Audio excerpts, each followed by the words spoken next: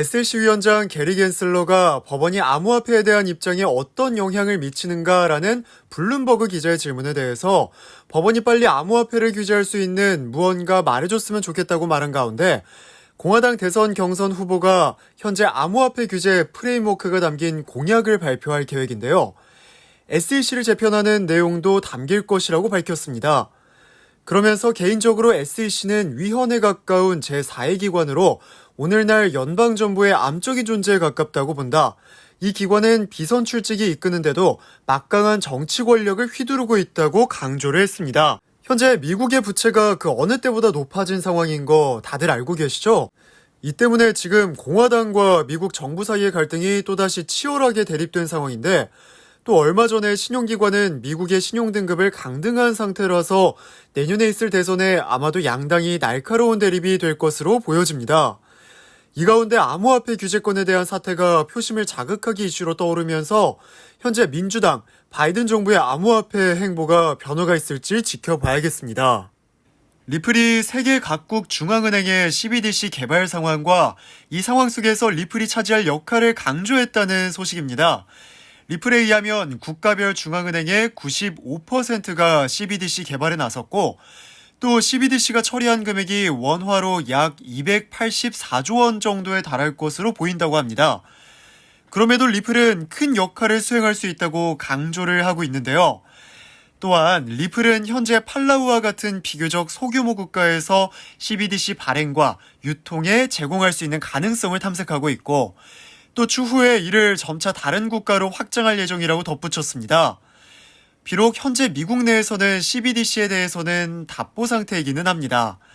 왜냐하면 다양한 이유 중에서도 CBDC의 발행과 규제를 누구로 할 것인가라는 문제 때문인데 현재 연준이 CBDC의 관리에 대해서 권한을 가져야 한다는 사람들도 있지만 공화당에서는 연준이 개인에게 CBDC를 직접 발행하면 그것을 통해서 개인을 감시하는 데 악용할 수 있기 때문에 연준의 CBDC 발행 제한법을 제시했고 어제 미국 하원금융서비스위원회에서 통과가 되었습니다.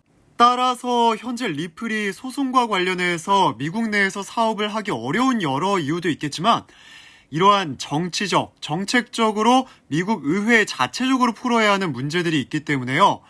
리플 입장에서는 CBDC에 관련해선 소급과 그리고 금융의 서비스가 충분히 미치지 못하는 나라들에서 리플의 기술력을 이용한 사업을 통해서 확장해 나갈 준비를 해나가고 있는 것으로 보고 있고요.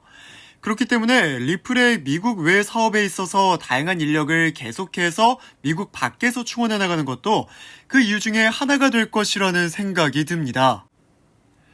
FOMC는 한마디로 매파적 동결이라는 표현을 쓰고 있습니다. 그 이유는 이번 금리 동결이 결코 금리 인하를 위한 동결이 아니라 그동안 연준이 너무 빠르게 금리를 인상해왔고 현재 만족스러울 정도는 아니지만 어느 정도 인플레이션이 내려오고 있다는 신호를 확인했기 때문에 추가적인 데이터 확인을 위한 숨고르기 정도에서의 금리 동결이었음을 파월의 연설에서 확인할 수 있었기 때문이었습니다.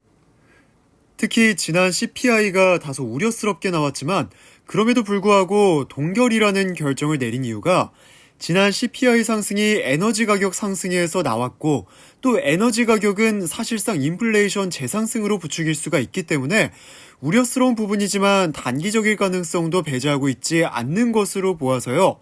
이번 금리 동결에 있어서 에너지 가격 상승에 대한 우려가 당장에 크게 영향을 끼칠 것으론 보여지지 않습니다.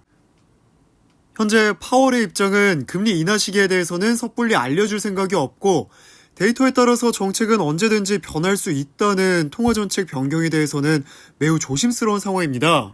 또한 18명의 FOMC 위원 중에서 12명의 위원이 연내 한 차례 추가 금리 인상을 내다봤고 특히 내년 최종금리가 6월 전망치 4.6%에서 5.1%까지 높아지면서 내년에는 올해 높아진 금리가 인하되기까지 오랫동안 금리 동결 상태를 유지하겠다는 것으로 해석이 됩니다.